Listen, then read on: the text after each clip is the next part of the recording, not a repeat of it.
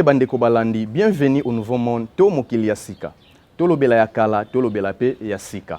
Nazali na sengo ya koyamba invité na biso ya mokolo malelo, biso na bino tokomona ye pe tokoyoka ye azali nani.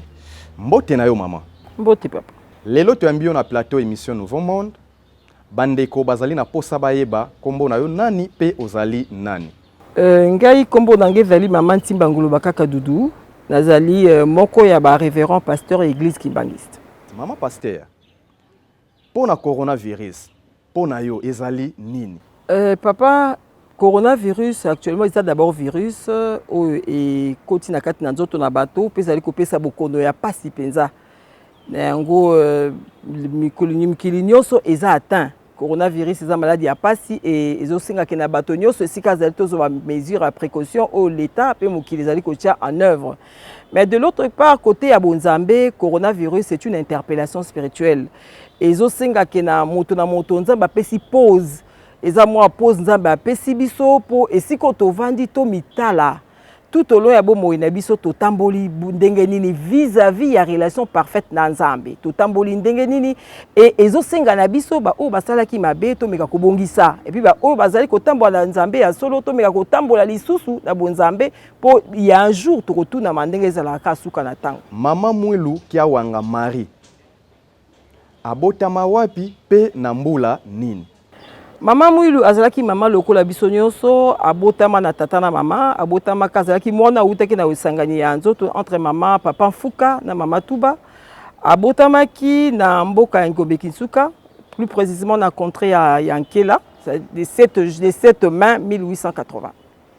Kelasi nini ye asala o epesa ye bwania pona kotambusa mokumba to responsabilité batikela ye na molongani na ye tata Kimbangu. Merci papa. Biso nyonso na kati na mokili na situation tozali ba sali ya Nzambe toza ba chrétien. Likambo na Nzambe esengaka mayele oyo moto akoki kokanisa te azala intellectuel.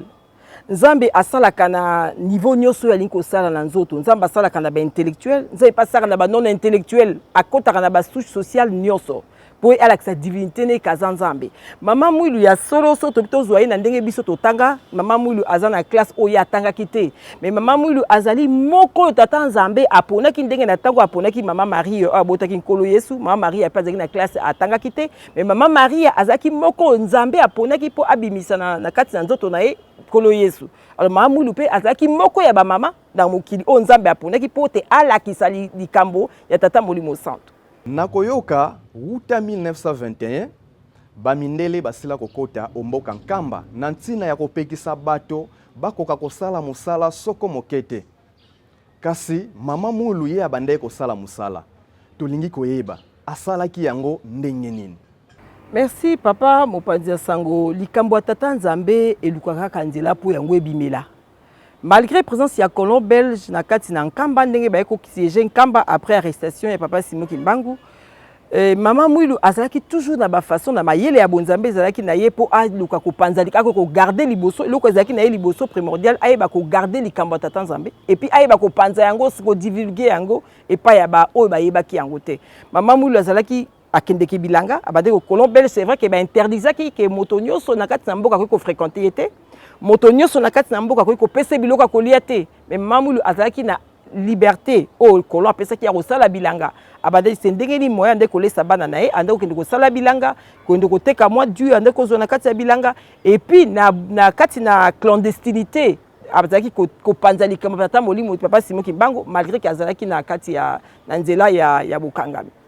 Na tango ye azali kosala misala yango banani bazalaki lokola basungi po ete bakoka kosunga ye na misala ye abandai kosala pamba te ezalaki mingi koleka. Bon, en termes normal, mama Mwilu azalaki na bato basunga qui était. Mais na kati na clandestinité wana ezalaki na bato o mama o babande ko se ba se plein les kamba ya papa Simon Kimbangu babande ko ya verrier et bande ko sola na ye basalaki mo lokola lingomba moko bo ya bato o babande ko panza na kati na ba contrée ya nkamba et puis ya ba contrée zinga bande ko panza likamba papa Simon Kimbangu. Mais na loi ko ya colon belge ezalaki interdit muto s'approcher pembeni na ye et puis muto a fréquenter ou a passer quoi que ce soit. Mais na kati na clandestinité na mayele na ye abandaki ko koluka ko entretenir moi likambo ya Nzambe o ezalaki kati na ye. Maman révérende, tokoyokaka ete Maman Marie Mwilu Kiawanga asalaki misala makasi pe aniokwamaki makasi. Tokoyokaka pe lisusu Tata Kimbangu asalaki pe misala makasi koleka pe aniokwamaki. Siko tolingi toyeba na bango mibale nani asalaki misala koleka muninga. Likambo ya Nzambe bandeli ya Biblia ezalaka kaka pasi. Esika moko te na Biblia baloba pasi ya Daniel na pasi ya Moïse ezalaki ndenge nini te. Papa Simon Kimbangu likambo ya Nzambe po ebima eluka esika lango evanda eningisaka mokili pe sala kaka pasi. C'est-à-dire nzoto oyo Nzambe etulisaka po abimisa likambo ne kati na mokili surtout likambo ya sika ezalaka pasi. Papa Simon Kimbangu na bokangami na ekino kokende ne kokoma esika ya kufaki na Elizada Lubumbashi. Nzoto ne nyokwamaki pe mosala memaki ezalaki ya pasi. Yango wana kutu na ebandeli yango nga papa journaliste. Ebandeli papa Simon Kimbangu azalaki visité par Kolo Yesu. Puisque lisolo papa Simon Kimbangu esika mama Mwilu akoti likambango ezalaki na ebandeli esika wana. Papa Simon Kimbangu akutanaki na Kolo Yesu. Pamba te Kolo Yesu ayaki kopesa ko confirmer mosala papa Simon Kimbangu eke ngonga isi ekoki. Papa Simon Kimbangu azwa bagage spirituel ne atelema akotalisa likamba Kolo Yesu na kati ya Posoloindo na kati na Afrique et plus précisément na kati na mboka na biso ezalaki ya Congo.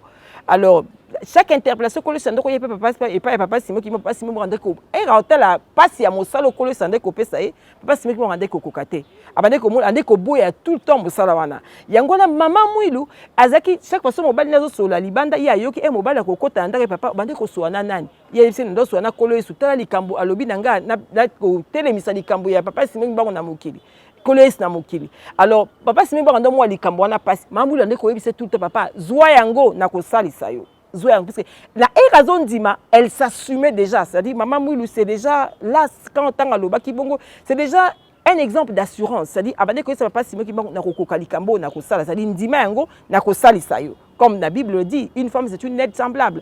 Donc le quoi yazaki aide semblable à mobile na a l'oba qui na kosali sayo.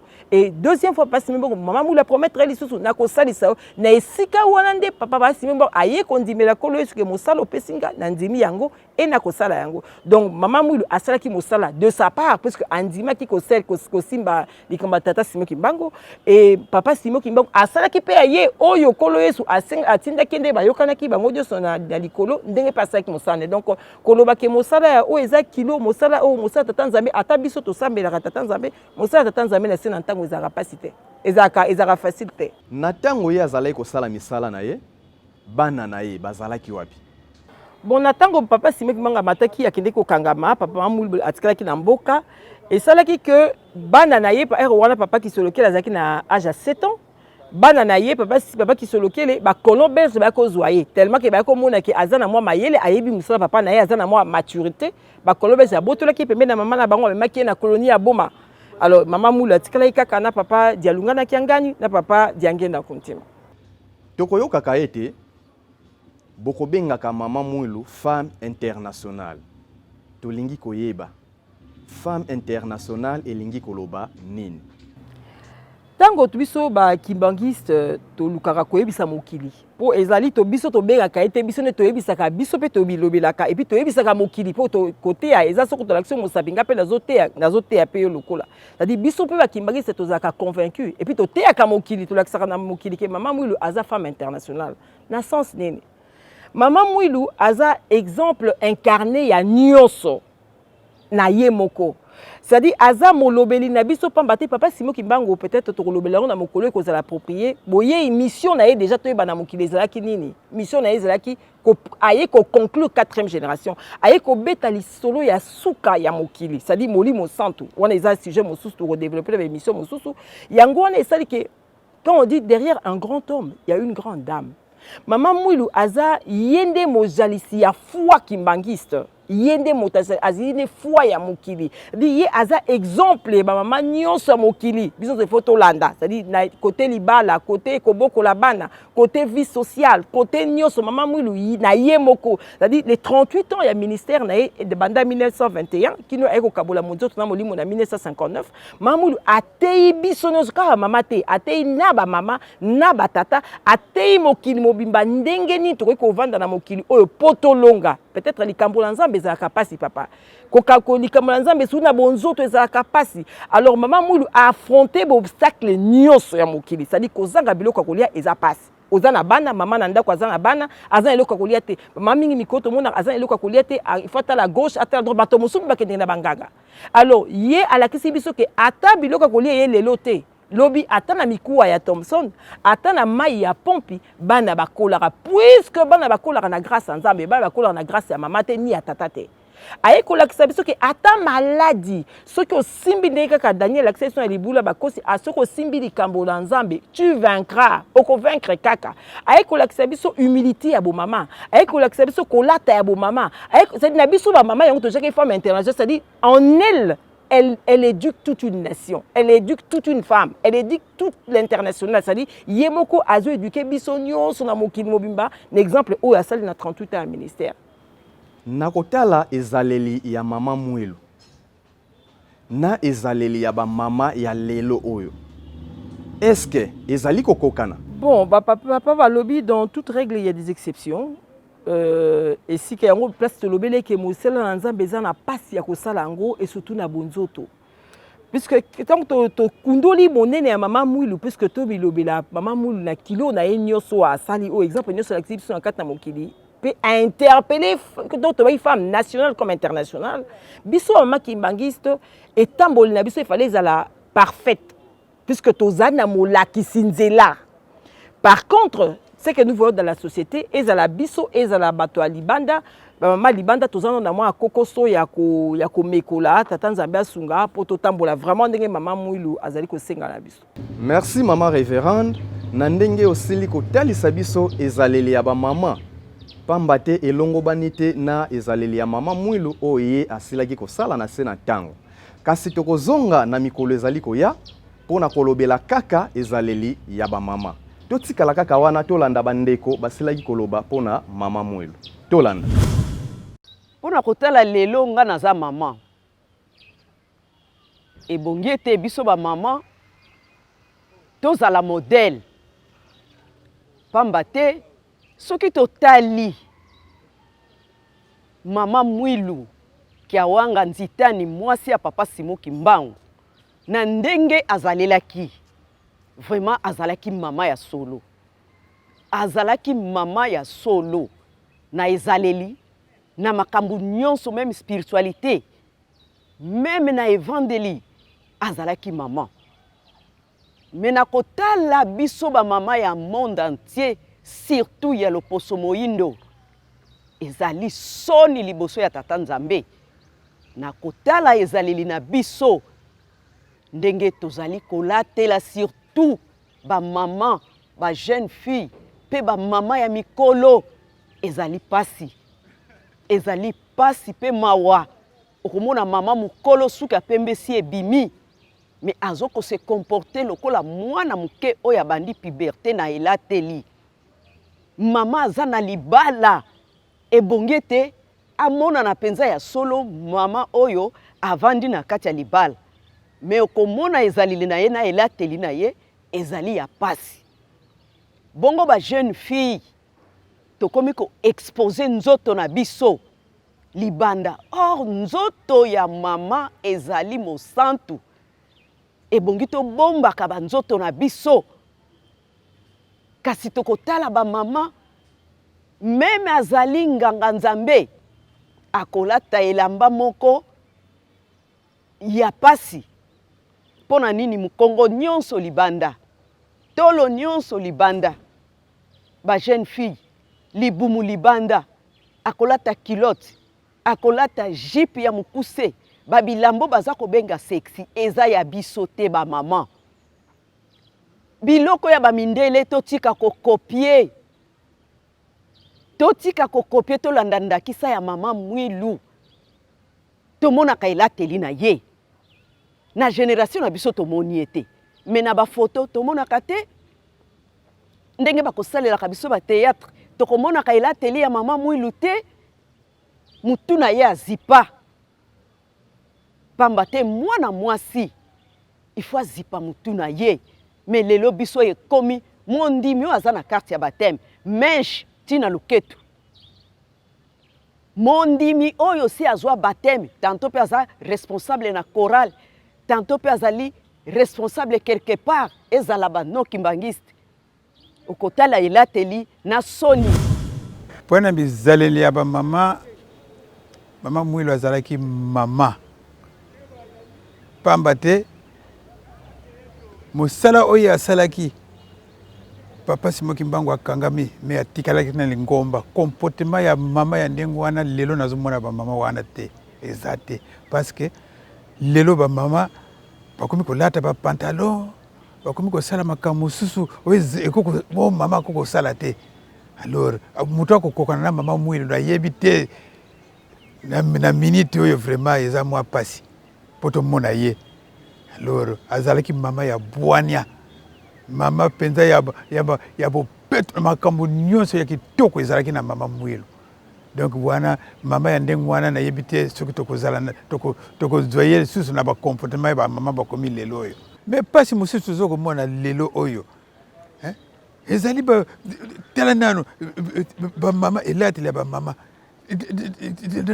oyo bakomi sikoyo esika tata na ye aboti ye azolata eloko ekangama nzoto nyonso ezokomonana asike lelo bizaleli oyo ya mama Mwilu vraiment eza te lelo na basi nakosenga kaka nzambe alimbisa bango bazwa babongwana bazwa bizaleli ya mama Mwilu po tokende liboso mais mama Mwilu azalaki mwasi lokola basi nyonso eske ye azalaki petro mpona nini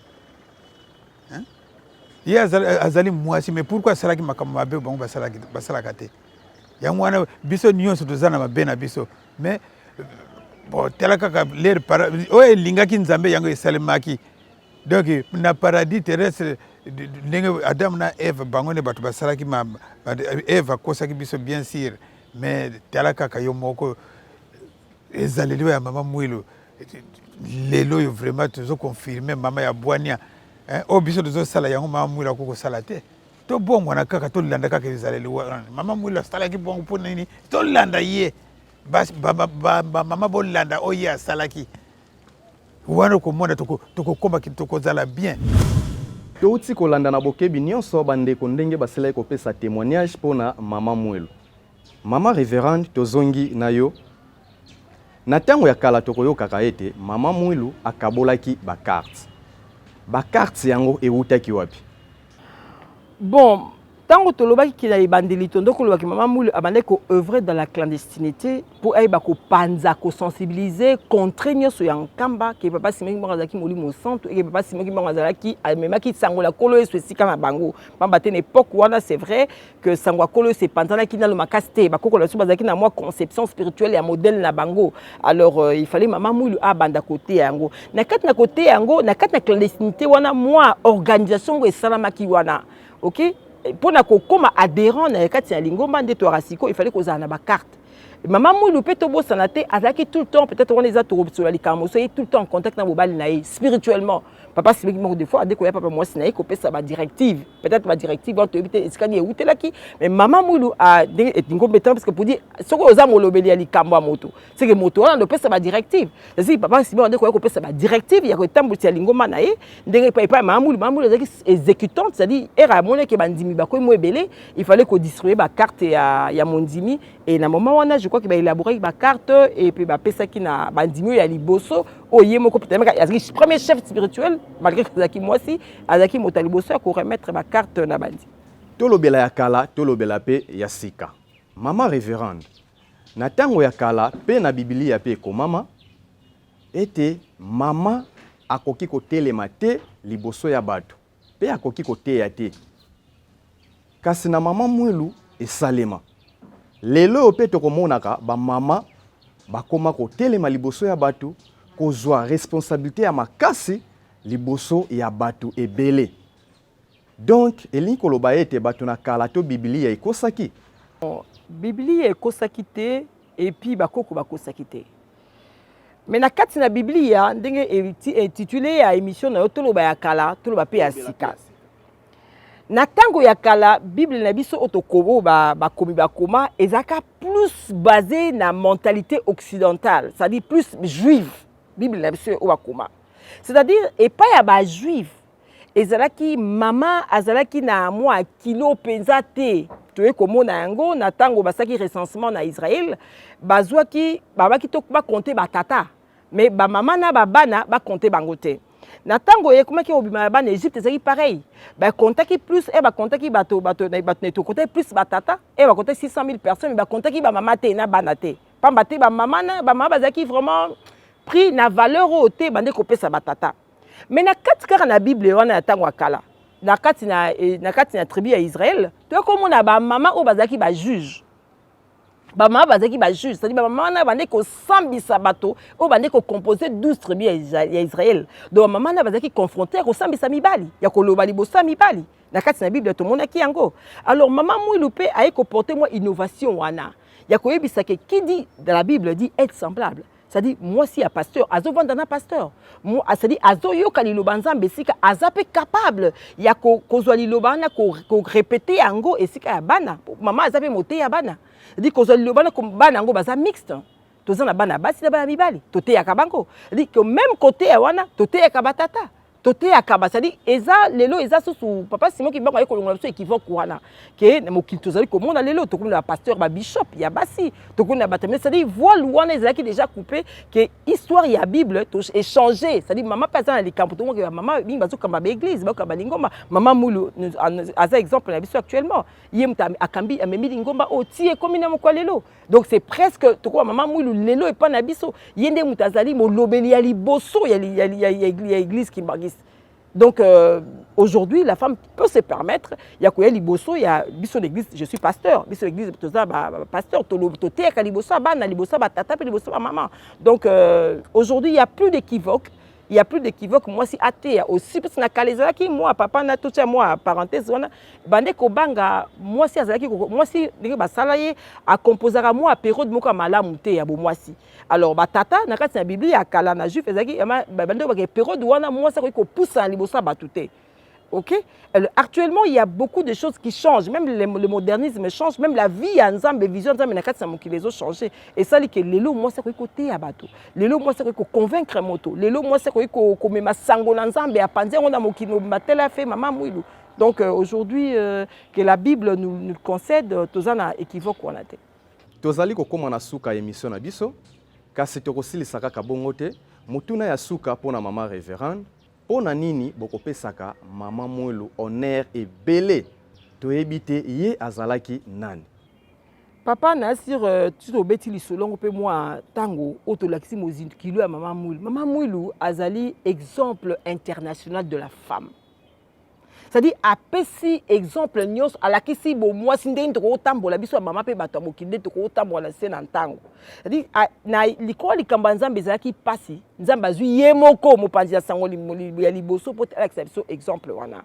Yango mama Mwilu esiko yazana pasi nyos mona papa journaliste.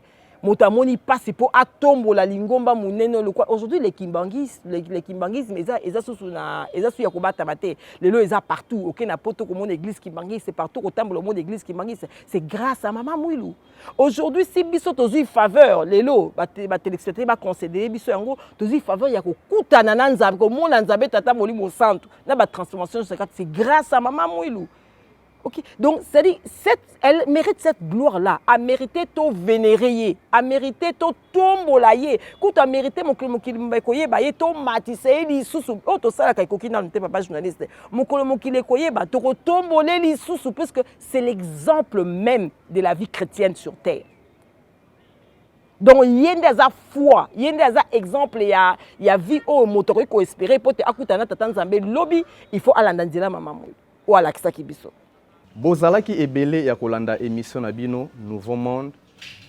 Soki bosepelaki tozongisi merci na tata Simon Kimbangu Kiangani. Invité na biso ya mokolo malelo ezalaki mama révérende Ntimba Ngoloba Kaka Dudu. Tosungamaki na équipe technique kuna na sima caméra ezalaki papa Rossi Mabanza elongo na papa Christian Mangoyo. Les images qui parlent. Na réalisation ezalaki bongo papa Fabio Batukwemi. Na rédaction Papa Bukena Socrate. Na photo Papa Njolo Michel. Bongo na montage Yemoko Papa Rosima Banza pe asimbaki montage. Bambote na bandeko nyonso bozali kopesa ba argument na bino pona émission bozala kaka wana pona kolobela kabiso. Famille Tubikila bambote na bino ebele. Famille Mabanza bambote na bino ebele bozala kaka wana pona kolanda émission na bino. Biso na Nouveau Monde tokolobaka ete so itokomelaka na o tokosopaka. O tomelaka eleki ebele. Pona koloba ete ya koloba ezali ebele. Kasi ngonga na biso ezali moke. Soki tata Simo Kimbangu Kiangani akati mokano te, biso na bino tokutani na prochain numéro.